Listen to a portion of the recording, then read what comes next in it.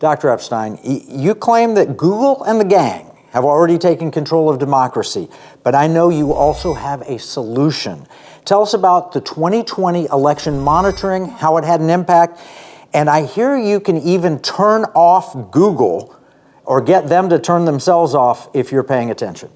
In 2020, we had 1,735 people we call field agents in 4 swing states.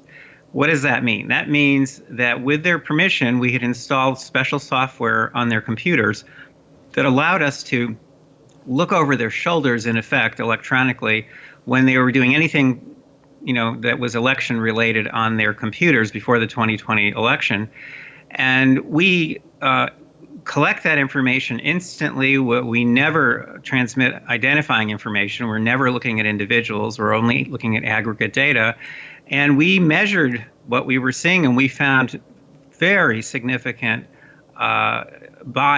liberal bias on Google, enough to shift millions of votes, literally enough to have shifted more than 6 million votes to Joe Biden over a period of months, with no one knowing that this is occurring, and with the only evidence for it being collected by my team. In other words, normally this is ephemeral content that they're using to influence people, to manipulate people.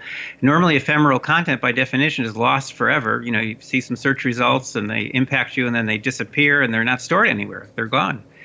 But we were capturing that. We preserved 1.5 million ephemeral experiences. And we shared that with Senator Cruz's office. That led to a letter being sent by 3 U.S. senators to the CEO of Google on November 5th, 2020. And as a result, instantly, Google turned off all of their manipulations in the Georgia Senate races.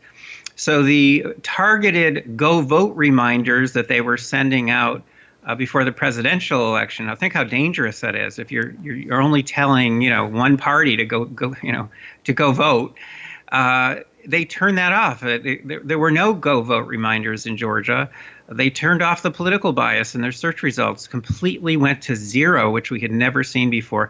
So what does that tell us? That tells us that maybe monitoring is the clue here. It's if we do to them what they do to us and our kids 24 hours a day, if we do the same thing to them, if we shine the light on what they're doing, they will stop. And that's, of course, what Justice Brandeis said 100 years ago. Sunlight is the best disinfectant. No doubt. Yeah, that's absolutely right. And because you've done that, you've advanced even further in other areas to help protect families, to monitor and make people aware of what's happening. Can you explain the National Digital Shield that you're developing? Yeah, so this year we've actually had some good luck in raising funds. We've actually raised almost $3 million this year to help set up the beginning of the first ever, the world's first National Digital Shield. What does that mean? Well, right now we have more than 2,000 field agents, mainly in the swing states. So that means we're monitoring content, online content, political content, through more than 2,000 computers of real voters, moderates, liberals, conservatives. Real voters, we're getting real content, and Google and the other companies can't see what we're doing. We are analyzing it. And this year, we've also started recruiting children through their parents. So we're starting now to be able to look at content that these companies are sending to our kids. I think we're going to find horrible stuff. There are a lot of political indoctrination, some violent content, some pornographic content.